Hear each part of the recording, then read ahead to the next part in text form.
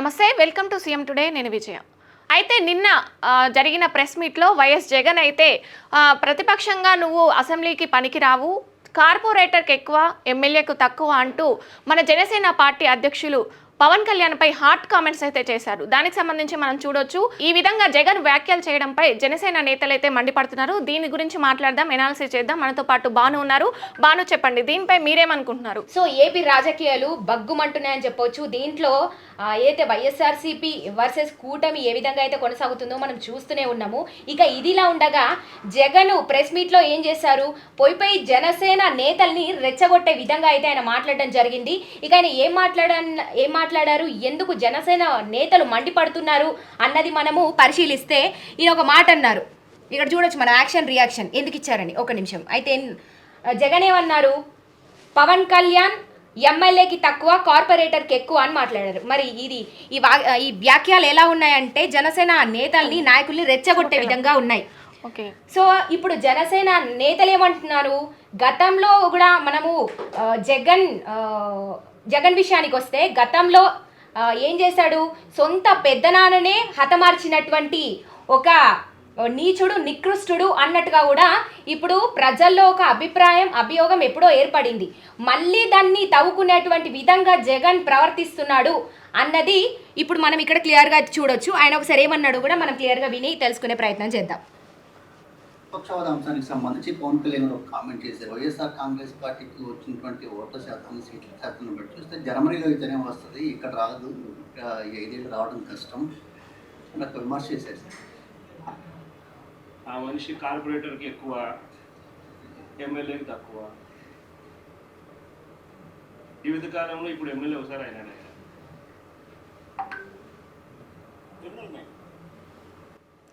ఇక చూసారు కదా ఎట్లా మాట్లాడారన్నది.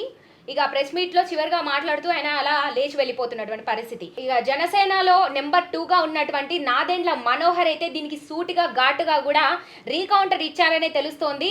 ఏదైతే కోడి కత్తికి ఎక్కువ, గొడ్డలికి తక్కువ అని కూడా ఆయన మాట్లాడారు. ఇక ఆయన మాట్లాడినటువంటి మాటలు కూడా ఒకసారి మనం విందాం. మేము కూడా అనొచ్చు కదా, నువ్వు కోడి కత్తికి ఎక్కువ, గొడ్డలికి తక్కువ అని. ఏ విధంగా బాబాయ్ హత్య జరిగిందో అందరికీ తెలుసు కదా, ఇది పద్ధతా?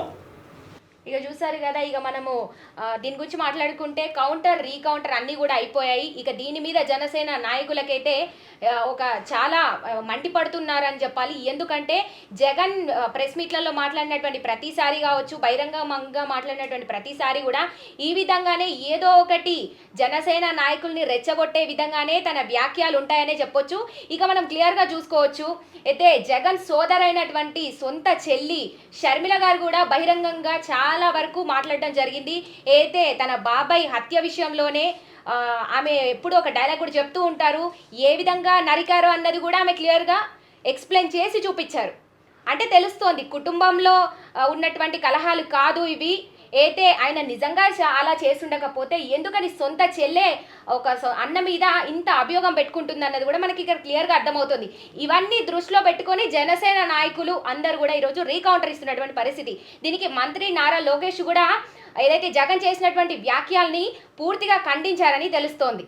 అయితే దీనిపై జనసేన నేతలైతే కొంతమంది మండిపడుతున్నారు. దానికి సంబంధించి రాయపాటి అరుణ్ అయితే కొంత మాట్లాడారు. దాని గురించి ఒకసారి చూద్దాం మనం. దేవుడు తీసుకెళ్లినటువంటి తండ్రి శవం, నువ్వు పంపించినటువంటి బాబాయ్ శవం, ఈ 2 చావు మేళాలు కలిసి వచ్చి నీ విజయానికి బ్యాండ్ మేళం అయ్యే గానీ, లేదంటే నువ్వు అసలు కార్యకర్తగా కూడా పనికిరానటువంటి ఖైదీవి. నువ్వు ముఖ్యమంత్రి అవడం ఏంటి మా దరిద్రం కాకపోతే. ప్రజలు 11 సీట్లు ఇచ్చి నువ్వు చేసిన పాలన చాలే బాబు, ఇంకా ప్రతిపక్ష హోదా కూడా అక్కర్లేదు, విపక్షం వెళ్ళి కూర్చొని అసెంబ్లీకి పంపిస్తే అసెంబ్లీకి వెళ్ళి కూర్చొని 11 నిమిషాలు కూడా ఉండలేక పవన్ కళ్యాణ్ గారిని చూసి వచ్చేసుకుంటూ ఉరికొచ్చి ఉలిపిరిగాడు బయటకు. నువ్వు కూడా పవన్ కళ్యాణ్ గారిని మాట్లాడేనా? 11 సంవత్సరాల పాటు అధికారం అంటే ఏంటో తెలియకపోయినప్పటికీ కూడా పోరాడి నీ ప్రభుత్వానికి తొడగొట్టి నిలబెట్టుకుని పార్టీని ఇవాళ రాష్ట్ర ప్రభుత్వం యొక్క గెలుపుతో పాటు కేంద్ర ప్రభుత్వంలో కూడా ప్రాతినిధ్యం వహించినటువంటి వ్యక్తి పవన్ కళ్యాణ్ గారు. అట్లాంటి వ్యక్తి నువ్వు మాట్లాడు. వైఎస్ఆర్ అనే పేరు నీ పేరుకు ముందు, నీ పార్టీ పేరుకు ముందు లేకపోతే పెంటకుప్ప మీద ఏగలేగో నిన్ను చూసి నువ్వు కూడా మాట్లాడదు. ఇంకా చండాలంగా ఇక రాజకీయాలు పనికిరావు కానీ సర్దుకో చల్లగా కేసుల వారిని తెలుసుకొని ఆస్తుల సెటిల్మెంట్లు చూసుకొని ఇంకా చెల్లి తల్లి కూడా ఉమ్మెత్తేస్తున్నారు. నీకు ఎందుకు? ఇంతకుముందు ఆంధ్రప్రదేశ్ రాజకీయాల్లో కేఏ పాల్ గారు ప్రెస్ మీట్ పెడితే జోకే ఉంటుందని చెప్పి చూసేవాళ్ళు. ఇవాళ ఆయన చూడట్లా, ఆయన మరిపించి జోకర్ పోయి ట్రోలర్ నువ్వు అయ్యావు ఆంధ్రప్రదేశ్ లో. నువ్వు ప్రెస్ మీట్ పెడితేనే మేమర్స్ వచ్చేస్తున్నారు ఏం మాట్లాడాడని చెప్పేసి. అట్లాంటి సిచ్యువేషన్ అయిపోయింది నీది. నువ్వు పెద్ద నాయకుడివి, కర్మగాలి. ఆంధ్రప్రదేశ్ దరిద్రం కొద్ది ఏదో ఒక్కసారి ముఖ్యమంత్రి అయినంత మాత్రం నువ్వు పెద్ద దేశీయ నేతలా నువ్వు ఫీల్ అయిపోయి మాట్లాడడం మేమందరం వేరు పప్పల్లా వింటాం. మా కర్మ. అయితే ప్రతిపక్షానికి కూడా పనికిరాని నువ్వు 11 మంది ఎమ్మెల్యేలతో నువ్వు ఒక సీఎం వా అంటూ కూడా వ్యాఖ్యలు చేశారు రాయపాటి అరుణ. దీనికి చూడొచ్చు. సో విన్నారు కదా రాయపాటి అరుణ గారు మాట్లాడే మాటలు. ఏదైతే జనసేన పార్టీలో సీనియర్ స్పోక్స్ పర్సన్ గా ఉన్నటువంటి రాయపాటి అరుణ గారు మాట్లాడితే ఏదైనా కానీ సూటిగా ఉంటుంది, ముక్కు సూటిగా మాట్లాడతారు ఆవిడ. ఏదైతే వైఎస్ఆర్సీపీ నుంచి ఎవరు జనసేన మీద కౌంటర్ ఇచ్చినప్పటికీ కూడా దానికి రీకౌంటర్ గా రాయపాటి అరుణ గారు అయితే ముక్కు సూటిగా మాట్లాడేటువంటి మనిషి అనే చెప్పాలి.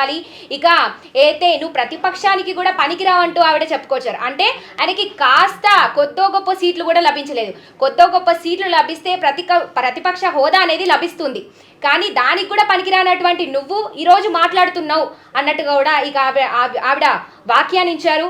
సో చూస్తున్నారు కదా, ఇది ఏదైతే వైఎస్ఆర్సీపీ వర్సెస్ జనసేన కౌంటర్కి రీకౌంటర్ అయితే భారీగానే ఇచ్చారు ఇక జనసేన నాయకులు నేతలంతా కూడా.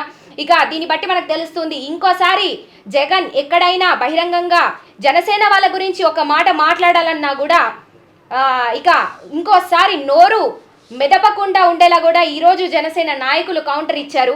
మరి చూస్తూనే ఉండండి మరిన్ని అప్డేట్స్ కోసం సీఎం టుడే.